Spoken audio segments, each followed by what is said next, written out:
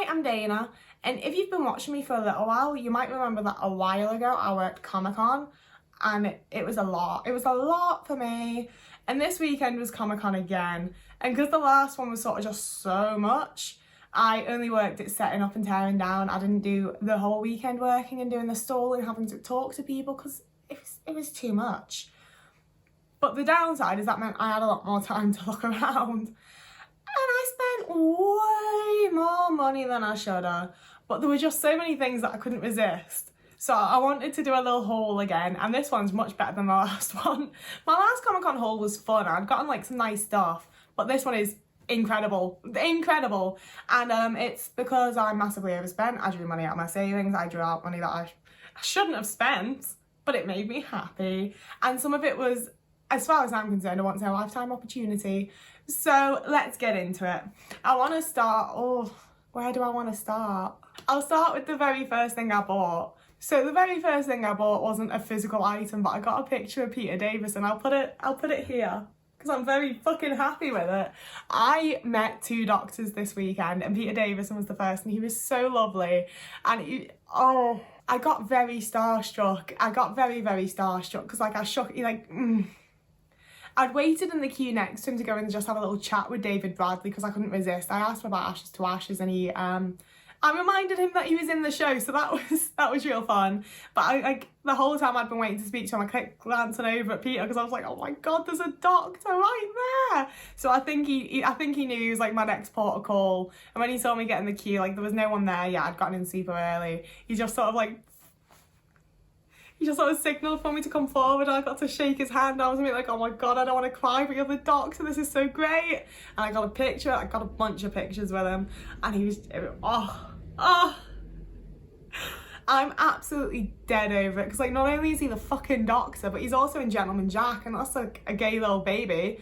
I love Gentleman Jack. So I was just so starstruck, and he was so nice, and it was so cool. And then later in the day, I got to do something that I've wanted to do for ages, because I know that the Doctor Who movie isn't great. I know that it's not a good movie, but I love it. I love it with my entire heart and soul. There's just something about it that always gets me. I've always really enjoyed it. So when I was working in a video shop ages ago, I had to pick up the Doctor Who movie on VHS. I just had to own it. And I've watched it so many times, I absolutely adore it. So when Paul McGann was going to be at Comic-Con, I immediately knew that I had to get it signed, and it's got my name. Paul McGann wrote my name. The doctor wrote my name, and I got a picture of Paul as well, and he like held up the table. Again, I'll put the picture here. It's me and the doctor, guys. I met Colin Baker many, many years ago, like literally like 9 years ago at my first ever Comic-Con. So it's been so long since I met a doctor, and I very much I know that it's probably weird to people that aren't in the Doctor Who fandom, but I absolutely just see all of them as like the same person near enough at this point. Like they're the doctor, you know? So getting to meet 2 doctors in one weekend has just been the best weekend ever. It was absolutely amazing. So I've met 3 doctors altogether now, and I'm very, very proud of myself for it. I'm really, really happy with that. I know it's not even a quarter of them, I know, but I've met some doctors. So the next thing that I spent the most money on, because like autographs and pictures ain't cheap. I'm not normally one to buy autographs because I'm like, was it really them that signed it? I didn't see them sign it. I haven't got my name on it. I don't know that it's really them. But I spotted this like within minutes of entering the convention hall, and I was like, oh my god. Like, I love the Lone Gunmen. I love the Lone Gunmen. I like the Lone Gunmen probably more than the X-Files, to be completely honest with you. And Dean Haglund especially, I just adore him. I absolutely adore him. The documentary he did is one of my favourite things in existence. And I really love all of the Lone Gunmen, but Dean Haglund especially. So I was immediately like, oh my god, Dean Haglund signed this. And I was like, holy fuck, it's signed by the rest of the Lone Gunmen too. So I did pay an entire fucking, I ended up buying this little thing to keep it safe separately because they're not sold with it. And then I also ended up buying raffle tickets because they had like a smaller print of the Lone Gunmen that was really cool that was also signed. I wanted to try and win it, but I didn't.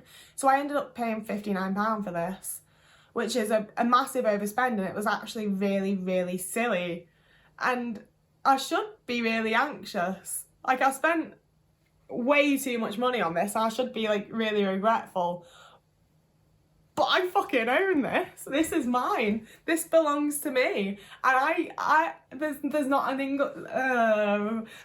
an ounce of me that regrets it. I don't regret this purchase in the slightest. I know I should, but I'm just so fucking happy that I own this. I think it's absolutely incredible. It's my pride and joy now. Like, if my house was on fire, this would be the thing that I'd save at this point. Oh, it's so cool.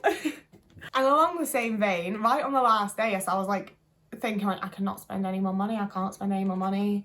I spotted this super cute little print. And I wish that, if you're a small artist that's going to Comic-Con or a convention of any sort, please put like a little sticker or a like business card or something in the back for me so I can tell people where it's from, because I don't remember who did this, I'm afraid. But I love it. It's really, really nice. Real nice. They had lots of lovely prints at the store that I bought this from, so I wish I could tell you who they were, but I can't. Despite the fact that I got a bunch of Doctor Who, I mean, I didn't get Doctor Who stuff. I guess I got some Doctor Who moments and some X-Files stuff. I had gone into the convention hall saying, like, I'm only going to buy anything if I can find merch of Our Flag Means Death or What We Do in the Shadows. And obviously that held up for about 3 seconds. But I did manage to get this. Our flag means love, and it's Steed and Blackbeard, and it's the cutest little charm, and it's got a little star charm on it that I think is really cute. But the person selling them actually had loads of different charm bits. You could have like a moon, or I don't know, there were a few, but I always get stars, so I was gonna have the star one, thanks. But they did lots of different versions that you could get on it, and it's so cute. I've never been a big fan art person. I've never really needed to be, because I like Doctor Who and Lord of the Rings and stuff, so the real merch is there. But obviously there's not an awful lot of Our Flag Means Death merch yet. And I feel like I need to get more into fan merch. And this was from Sprout Studios. I'll hold this up so you can like have a read if you want to go and find them. They did lots of other like kawaii stuff, and this was the only bit of Our Flag Means Death stuff that they were doing. But it's so cute and it's an adorable art style, so definitely check them out.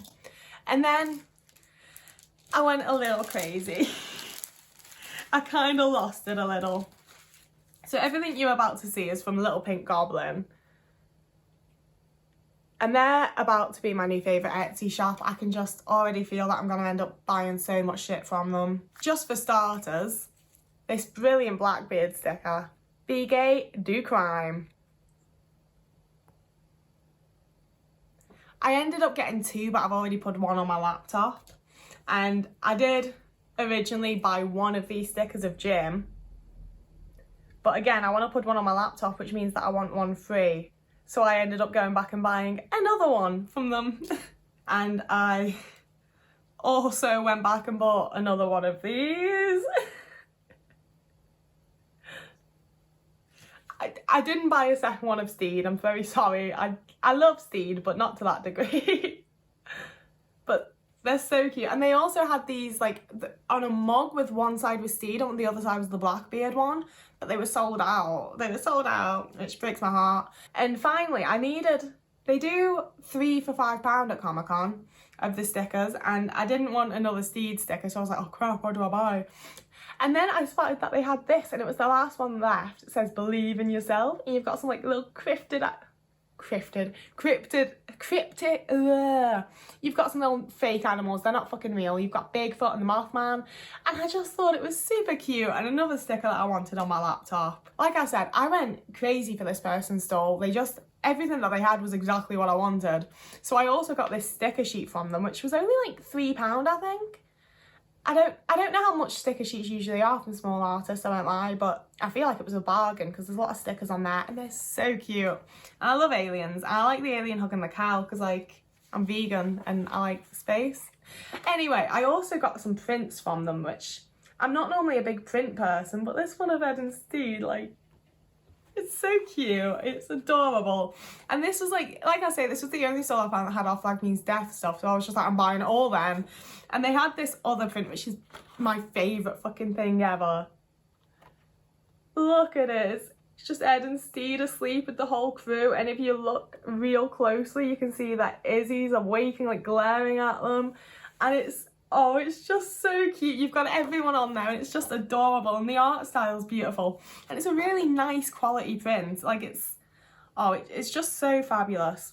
And Thank you, thank you. They do put a little tiny watermark with their name so I can tell where it's from. And I did get 2 of these because they had like a three prints for so much deal on. And so I did get 2, and I'm not sure what I'm going to do with the other one. If I've got any Our Flag Means Death fans, I might do a little giveaway with it. I don't know if anyone would want it. I don't know if you guys like this stuff. But if you do, comment down below, and I guess if someone wants it, I'll send it out to you. It's a little giveaway. It's a little thank you for watching. Yeah. Oh, I got one more thing that I've left in my coat pocket. I just thought it was cute, okay? It's just this little sticker with flowers that says useless lesbian. And I was like, yeah, that's me. And this is from Lolo Loco. So here's their card. They had like lots of different sexualities and gender stuff, and it was very pride based, and I love that. So I had to buy a little something from them. And that's the end of this haul. That's the haul done.